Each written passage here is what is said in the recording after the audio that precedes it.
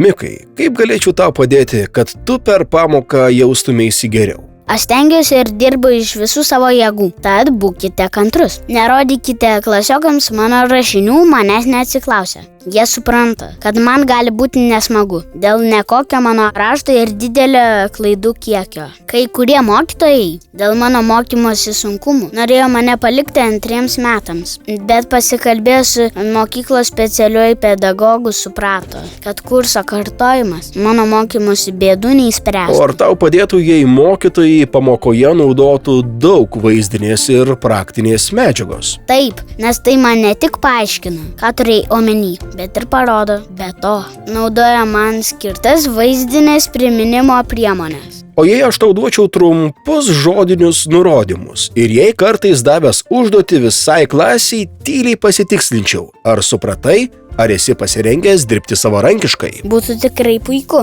Suprantate, kad atlikdamas užduotis galiu užtrukti ilgiau nei kiti mokiniai. Gal galite man skirti papildomą laiko? Taip pat gal galite perskaityti kai kurias tekstus, kurias man sunku perskaityti ir suvokti. Žinoma, kad galime ir tai sutarti. Taip pat aš tau paruošiu tekstus didesniu bei disleksijai draugišku šriftu. O jei kviesčiau tave garsiai skaityti prieš klasę, apie tai tau pranešiu iš vakaro ir tiksliai nurodysiu, kuriuos sakinius turėsi pasimokyti skaityti. Ar gerai? Sutarėm. O aš galėčiau klasės ir namų rašymo darbus atlikti kompiuteriu. Aš tau ir tai norėjau pasiūlyti. Be to, kai kurias užduotis ir savarankiškus darbus leisiu tau atsiskaityti žodžiu, kad nereikėtų daug rašyti. Kaip suprantu, pagaliau baigsis ir daugkartinis teksto perrašymas ranka. Esi puikus derybininkas, Mikai. Kaip ir daugelis disleksiją turinčių žmonių, gali būti puikus verslininkas. Reikia man dar pasiderėti. Ir be derybų. Matematikos mokysimės šiuo metodu. Praktika, vaizdas, abstrakcija. Iš pradžių supažindinsiu tave su